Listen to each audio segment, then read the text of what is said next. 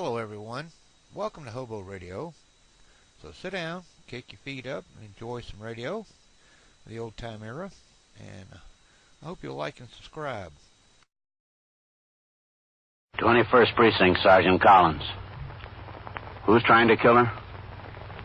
How old is the girl? 16? Where is this? Yeah. East 75th from the basement. You're in the muster room at the 21st Precinct, the nerve center. A call is coming through. You will follow by transcription the action taken pursuant to that call from this minute until the final report is written in the 124 room at the 21st Precinct. All right. The officers are on their way over there now. You wait outside for them. Show them where it is. An ambulance, too. An ambulance is coming. All right. They'll be there right away. 21st Precinct. It's just lines on a map of the city of New York. Most of the 173,000 people wedged into the 9/10 of a square mile between Fifth Avenue and the East River wouldn't know if you asked them that they lived or worked in the 21st. Whether they know it or not, the security of their homes, their persons, and their property is the job of the men of the 21st Precinct. The 21st, 160 patrolmen, 11 sergeants, and 4 lieutenants, of whom I'm the boss. My name is Kennelly, Frank Kennelly. I'm captain in command of the 21st. I was working my night tour, 4 p.m. to 8 a.m. It was a cold, windy night, and I was on patrol in sector car number 2 with patrolman Edward Farrell as operator and myself as recorder. It was about 11:30 p.m., and I had instructed Farrell to drive west on 75th Street from 1st Avenue to Lexington, and then return to the station house where I was due to turn out the platoon for the late tour at midnight. After we crossed 1st Avenue, there was no traffic in the block ahead of us, and I saw no pedestrians. Cold weather keeps them off the streets. It's a good policeman. Our headlights cut a swath in the darkness as we cruised slowly in the long block towards 2nd Avenue. Captain, that old man down there, I think he wants us. Go ahead, pull up. Yes, sir. Okay. Police! Come on, Farrell. Right. Police, help! What's the trouble, Pom? He's killing her. Where? In the basement there. Let's go, Farrell. He's killing her, I tell you.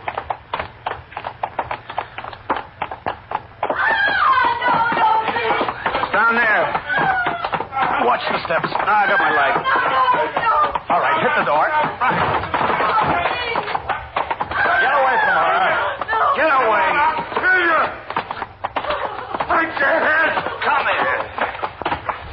I'll kill you all! Hold still there. I mean it. Get up against there. Get the nippers on him. Let me out of here! Stay still, I said. All right, I got him, Captain. Let me go. You've got enough trouble now, mister. Stay still or you've got plenty more. He's all right now, Captain. All right, get those hands against the wall. Get them up there. Yeah, all right, okay. Okay. Sit down on the floor. He said sit down on the floor. All right, yeah. I'll kill her yet. I'll kill her. You won't kill anybody, mister. Watch it, Farrell. Yes, sir. Let me take a look at her. Stay still. Oh, no, don't, please. It's all right. I'm a police officer. He hit me and kicked me. Hit me. Oh, my side. He kicked me in my side. She's only a kid, Farrell. All right. How old are you? 16. My side. My side is killing. My face. All right, just take it easy. We'll get help. Watch him, Farrell. I'm going to call in for an ambulance. I got him, Captain. Really hurt. Is everything okay? Come on upstairs, Pop. Yeah, okay. You know that girl? Yeah, sure, the Truro girl from my building. This building? No, the next building. That one, 4th floor here. You know him? No, I never seen him. She live with her folks? Her folks, yeah. All right, you go upstairs and tell them, okay? Yeah, tell him. All right, I go. Car 681 to Central, K. Car 681, proceed. At 388 East 75th Street, in the basement. East 75 Street, K. That's right. An assault case. Send an ambulance and assistance, K. Okay, 681, 21st Precinct. The address, 388 East 75th Street, cars 634, 635, a signal 32. The ambulance is responding, K. 634, 10-4. Car 635. Within a few minutes, in response to the radio signal, Sector Car Number 4 and the sergeant's car were on the job. When the call was heard on the radio monitor by the desk officer at the station house, he notified the 21st Squad and detectives James McLeese and Louis DeLuca hurried to the scene. As we waited for the arrival of the ambulance, the assailant, Joe Packius, sat on the floor in a corner of the basement with his back against the wall under the guard of Patrolman Farrell. The victim's mother had been summoned from the apartment. She tried to comfort the girl. Anita, my baby, my baby. He wanted to kill me, Mom. He tried to. Oh, my baby. Oh. Mrs. Truro, don't touch her, please. My baby. Where's the doctor? She'll die. Now, the ambulance is on the way. Well, where is it? You see? Mrs. Truro, you'd better stand over here. No. It'd be better for her. Go on, Mom. Go on. Oh, baby. Mrs. Truro. Yes, all right. The ambulance will be here right away. Sergeant. Yes, sir? My poor baby. Yes, sir, Captain. Stay here with the girl. Yes, sir. Is that the ambulance, that siren? Yes, I'm sure it is. Let's go over here, Mrs. Truro. I don't like to leave. I don't like to leave my baby. How old is she? 16, just 16. Will she die? She won't die. No, I think she'll be all right. Excuse me, Captain. Oh, yes, McLeese. This is the girl's mother, Mrs. Truro, Detective McLeese. I'd like to ask you a few questions, Mrs. Truro. Yeah, anything. Sure. That's the ambulance? Yes. Good. Oh, my poor baby. This fellow, this Joe Packius, he said he'd known her for a long time. Oh, 6 months, maybe 7. But she don't want anything to do with him. He comes around to the house. He scares us all. He brings a bottle of whiskey. He sits down in the kitchen. He says he wants to marry her. She don't want anything to do with him. But we're scared. Well, then why didn't you call the police? I said once I would. I said, get out or I call the police. He said, what would the police do to him? Nothing. He'd come back and tear up the house. So I didn't call. He'd come. Anita would lock herself in the bathroom. We were all scared. Well, where was she tonight? Did she have a date with him? Oh, no. She went to a girlfriend's on First Avenue to do homework together. She's a good girl, Anita. She goes to school. She wants to learn. She wants to learn to go to business. All right, bring it in. They take her where? To a hospital? Yes. What hospital? Could I go? Yes, you can go. Tell me, what was he doing? Was he waiting for her on the street? I guess. I don't know. I want to help. Let's leave it to them, Mrs. Truro. They know what they're doing. All right, easy. Easy. Oh, Put her on. my baby, my poor baby. Oh, Mama. Oh. All right. Take it out. Oh. He come to the house. He said, where is she? I said, out. He sat down with a bottle of whiskey for 2-3 hours. I was scared. Now watch the turn there, easy. All right, lift. Up with her. He said he'd kill her. He'd kill me. I was glad he went. Easy now. Keep it high. Can I go with her, can I? Sergeant, Yes, sir? see that Mrs. Truro gets over to the hospital. Yes, sir. Oh, wait for me. You can talk to the mother later, can't you, McLeese? Oh, yes, sir. Right now, I want to talk to that bum over there. All right, you men. Don't stand around here. Get back on patrol. How's he doing, Farrell? All the steam's out of him, Captain. He's no trouble. All right, you get on your feet. Why? You hurt me. Hey! Get on your feet. McLeese? Yes, Captain. What's your name? Packius. Joe Packius. How do you spell that? P-A-K-U-S. And where do you live? East 81st Street. 816. What do you do to justify your existence? What do you mean? Have you got a job? Yeah, I work. Where? Different places. Contractors. I'm a plasterer. How old are you? 27. 27, huh? Yeah. Well, you grow gray by the time you're through with this one, mister. I'll teach you to leave that family alone. I'll teach you to stay away from 16-year-old girls. I want to marry her. I love That's her. a fine way to show her you love her, isn't it? Almost killing her. You're no good. You're plain no good. I was a little drunk. That's a great excuse, isn't it? You get half in the bag and you think you own the world. Well, I'll show you what you own. You don't own any part of it. You don't even own your own time. All right, Mac, take it easy. He should be in the hospital, not her. That's enough. Joe, when are you coming around here making trouble for that family? They told you they didn't want anything to do with you. I want her. I want to marry the girl. She won't speak to me. She won't see me. She go out with other guys. All right, I waited for her tonight. To talk to her, just to talk. When I saw her, she tried to go away. She wouldn't talk.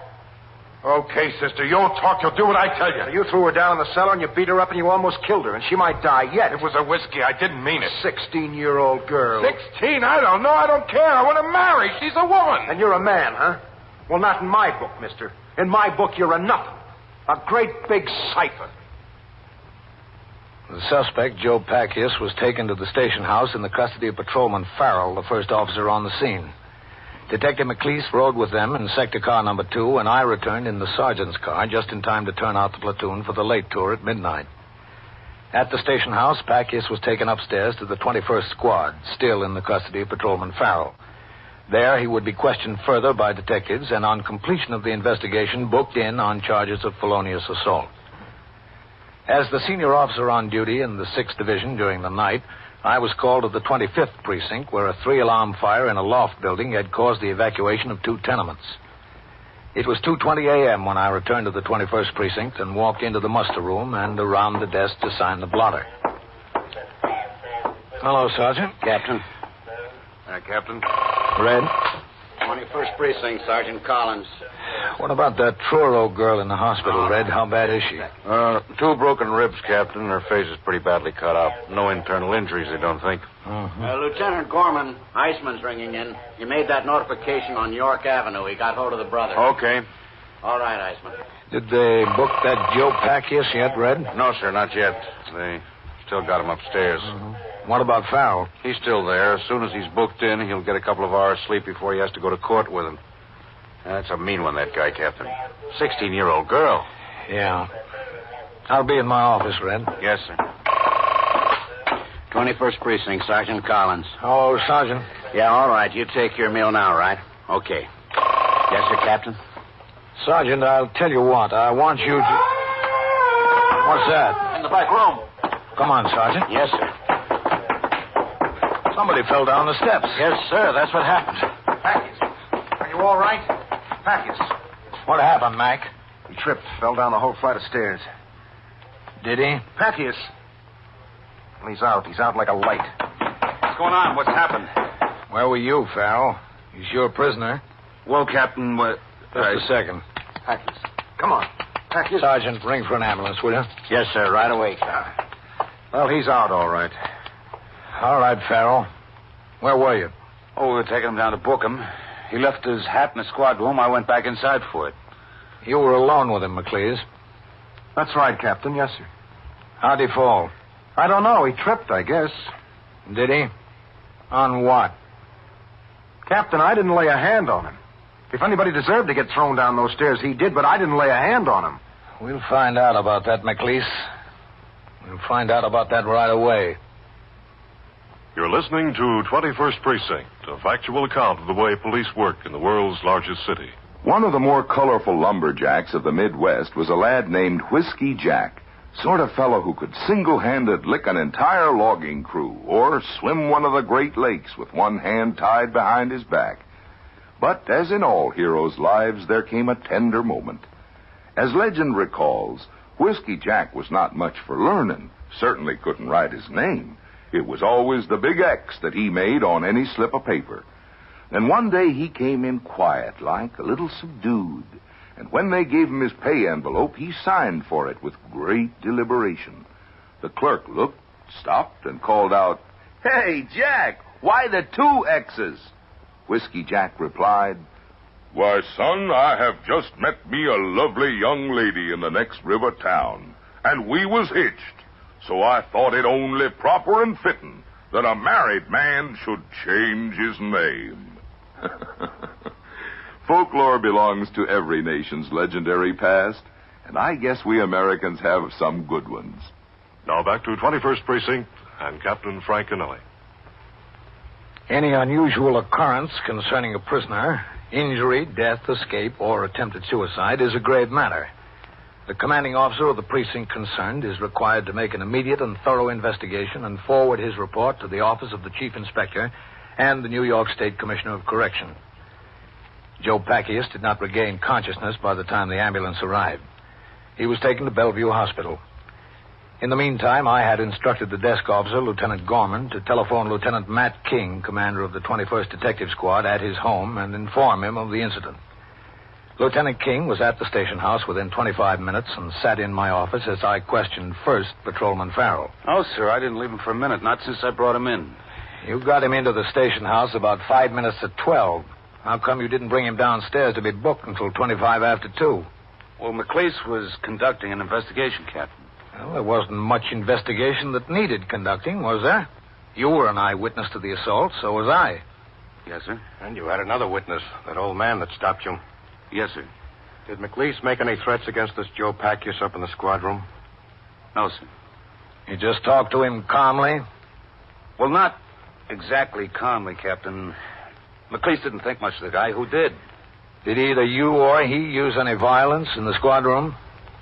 No, sir. Well, then when you started downstairs to book him, what happened? Well, we came out of the squad room and into the hall. I had Packius by the arm. As soon as we got outside, McLeese said his hat. We left his hat inside. Whose hat? Joe Packius. Didn't Pacquiao say anything about it?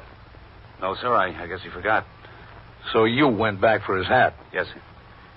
That was your prisoner, Farrell. You weren't supposed to leave him. But it was just back in the squad room. We were out in the hall. I didn't really leave him, Captain. And when you came out with the hat, Pacquiao was down at the bottom of the stairs. Yes, sir. You were in the squad room with Pacquiao all the time, between about midnight and 2:25? Yes, sir. Was McLeese? No, sir. Where'd he go? Well, when we first got there, he printed Packius. Then we went into your office, Lieutenant. McLeese started to question him. He didn't touch him, you said? No, sir. He got awful mad at him, but he didn't touch him. And then about 1 o'clock, McLeese went out. Where'd he go? I don't know, Captain. He said he'd be back. We'd book him in when he got back. I just sat there with Packius until he came back about, 10 minutes after 2. Any more questions, Matt? No, sir. All right, Farrell, that's all. Yes, sir. You can go on home. Pacquiao won't be going to court tomorrow. How is he, Captain? Well, we're waiting to hear. Yes, sir. Thank you very much. Farrell, Yes, sir. tell McLeese to come in here. Yes, sir. Well, Matt, looks like a rough spot, doesn't it? Yeah, it sure timed out right. Yep. I'm kind of anxious to hear what Pacquiao has to say. Well, he was unconscious when they took him out of here. He was unconscious when they got him to the hospital. We might not get to hear what he has to say, eh, Captain? Doesn't look good for him, Matt. It was an awful wallop on the head he took. Come in. Yes, Captain? Oh. Sit down over here, McLeese. Yes. Hello, Lieutenant. McLeese. Sit down. Yes. Well, you got yourself in a jam, huh? I'm not in any jam, Lieutenant. What do you call it? Excuse me. Sure, Captain. 21st Precinct, Captain Kennelly. Sergeant Collins, Captain. Lieutenant Gorman would like to talk to you. Okay. Go ahead. Captain, Yes, Red. the doctor down at Bellevue just called back. Yes? That Joe Packius has a possible fractured skull. Possible, that's all they know? Well, they're making x-rays now. Yeah. He didn't regain consciousness? No, sir, not yet.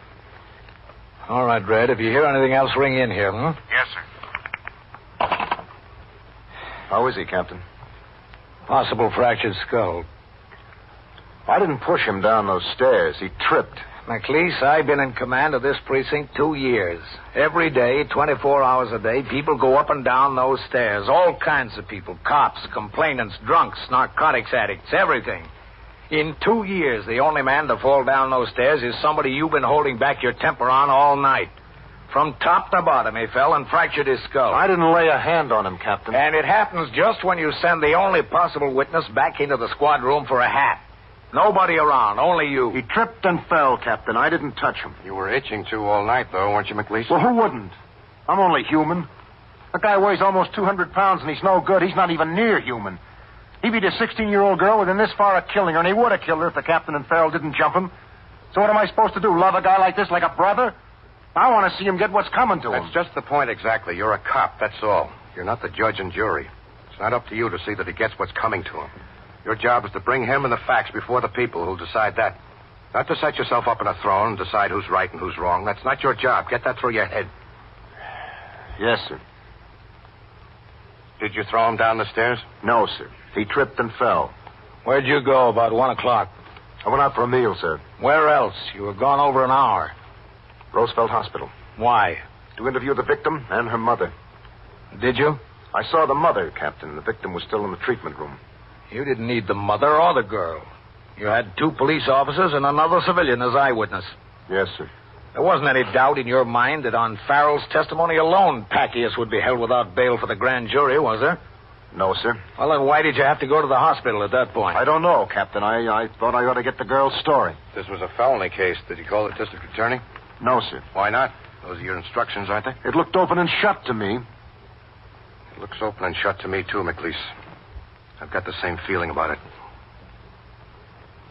After the interview with Detective McLeese, Lieutenant King instructed him to return to his duty. At 3:30 a.m., Lieutenant King and I drove to Roosevelt Hospital, where we found the mother of the assault victim waiting in the corridor. Mrs. Truro told us her daughter was at last asleep and that she intended to wait at the hospital for any word about her condition. We said nothing of the injury to Joe Packius to the mother. In order to talk to her, we suggested that she have something to eat. She went with us to a nearby all-night luncheonette.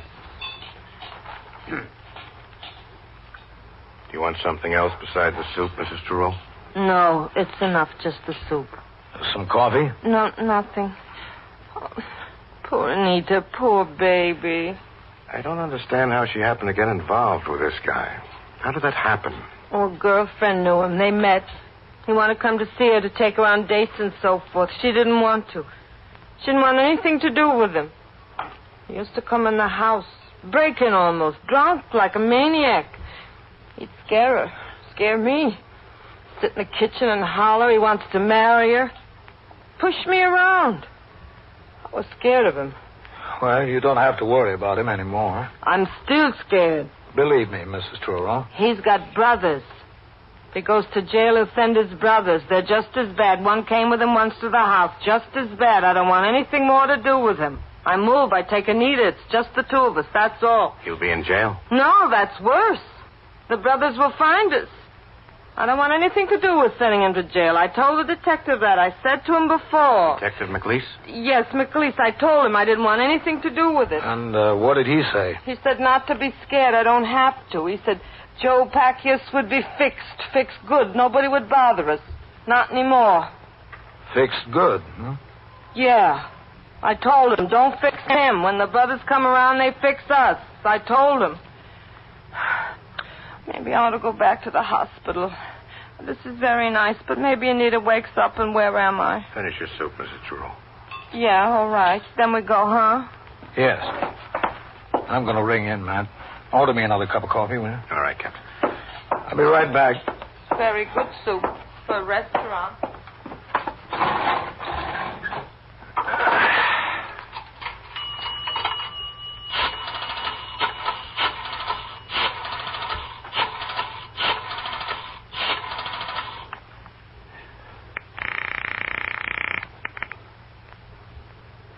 Precinct, Sergeant Collins. Captain Kennelly, Sergeant. Oh, yes, sir. Gorman wants to speak to you, Captain. He tried the hospital. We left there. Put him on. Yes, sir. Captain Kennelly, Lieutenant. 21st Precinct, Lieutenant Gorman. Yes, Red. Captain, I got a call from the Department of Correction man at the prison ward in Bellevue. Packius isn't dead. No, sir. Far from it. He's regained consciousness. The doctor says if you want to talk to him for a few minutes, it'd be okay. No fractured skull or concussion, just a bad bump. He's okay. We took Mrs. Truro back to Roosevelt and then drove downtown to Bellevue Hospital. We drove into the grounds at 30th Street and Franklin D. Roosevelt Drive and parked the car. The prison ward on the second floor of I Building is under supervision of the Department of Correction. Upstairs, we were admitted through the barred gates and directed to the room. Thank you very much. It's over there. Yes, sir.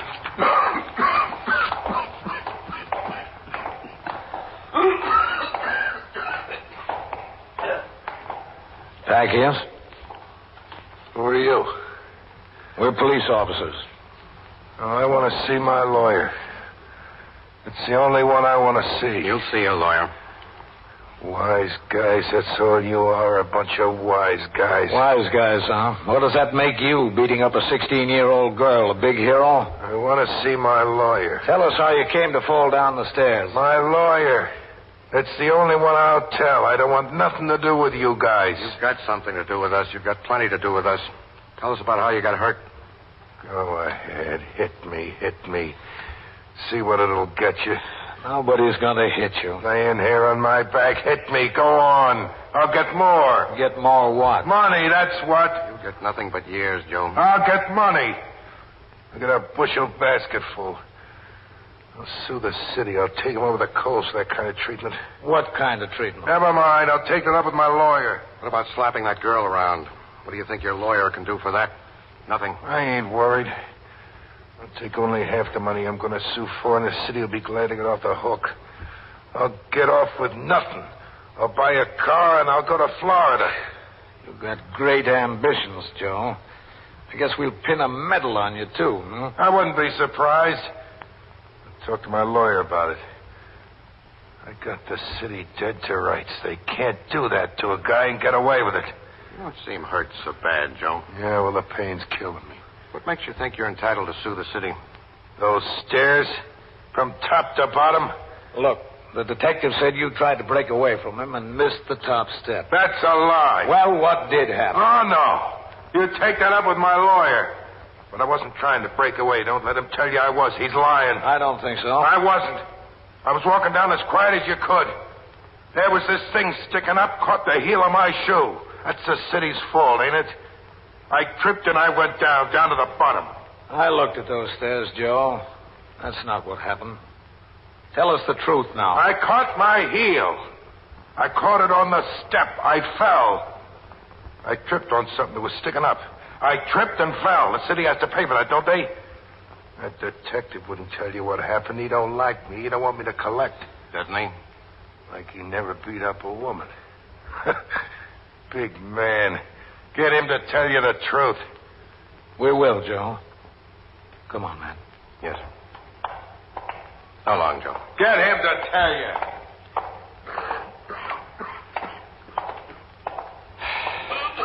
Well, big night, man. Yes, sir. You know, I've got to admit it. I thought McLeese gave him at least a little help down those stairs. Captain, I was sure of it. Oh, thank you, boys. Got a light, man? Yes. Cigarette? No, thanks. Much obliged. We told McLeese he shouldn't try to be judge and jury. You know something, man? Neither should we.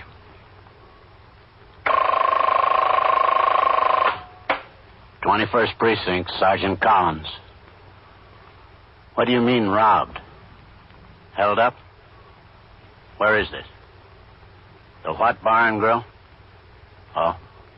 What's the address? Yeah. Did they have guns?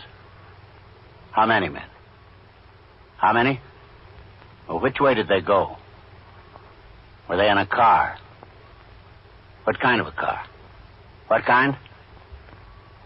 What color? And so it goes, around the clock, through the week, every day, every year. A police precinct in the city of New York is a flesh and blood merry-go-round. Anyone can catch the brass ring, or the brass ring can catch anyone. 21st Precinct, a transcribed factual account of the way the police work in the world's largest city, is presented with the official cooperation of the Patrolmen's Benevolent Association, an organization of more than 20,000 members of the Police Department, City of New York. Everett Sloan in the role of Captain Kennelly, Ken Lynch as Lieutenant King. Featured in tonight's cast were Bill Quinn, Louis Van Ruten, Phil Sterling, Joan Morgan, Barbara Weeks, Jack Orison, and John Larkin. Written and directed by Stanley Niss. Bob Hall speaking.